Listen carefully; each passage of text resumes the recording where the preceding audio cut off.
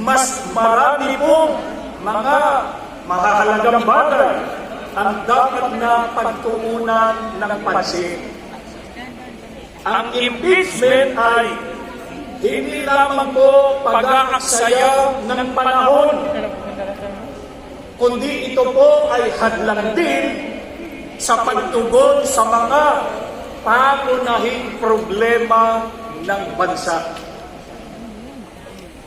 Huwag po natin kalimutan, ang oras ng mga magbabatas sa ating pamahalaan ay mahalaga. Kaya dapat itong ituon sa totoong mahalaga para sa mga Pilipino. Kaugnay nito, ano pa po ang komento ng Pangulo tungkol dyan sa planong impeachment? Sabi pa ng Pangulo na ang impeachment ay isang storm in a teacup. Nangangahulugan ito ay isang labis na pag-aalala, pagtatalo tungkol sa isang maliit at hindi naman gaanong mahalagang bagay. Sang-ayon tayo rito, mga kababayan. Ang pagsulong po ng impeachment ay mag-aaksaya lang ng oras ang Kongreso at Senado.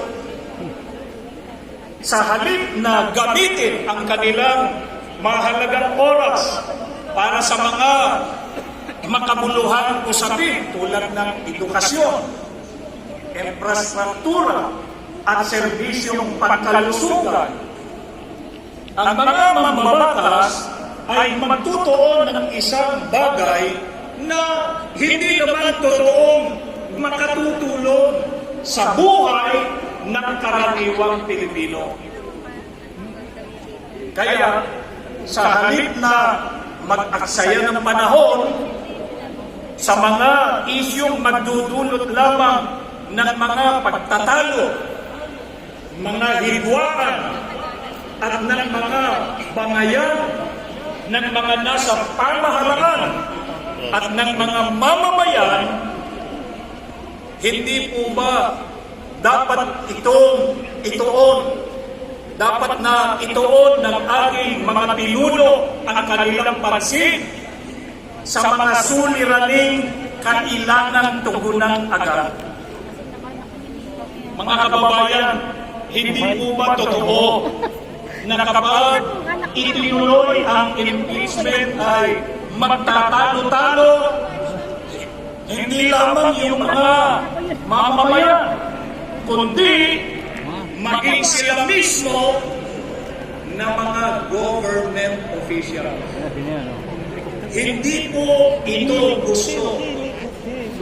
Ito po ay ayaw ng maraming Pilipino. At ito rin ang ayaw ng mga kaanib sa Iglesia ni Cristo.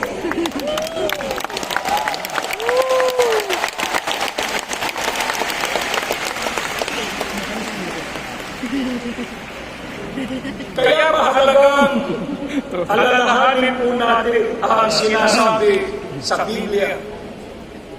Sa Filipos 2:3-4, sa magandang balita Biblia, na ang sabi, huwag kayong gumawa ng anuman dahil sa pansariling layunin o pagyayabang, sa halip bilang tanda ng pagpapakumbaba, ituring ninyong higit ang iba kaysa inyong mga sarili.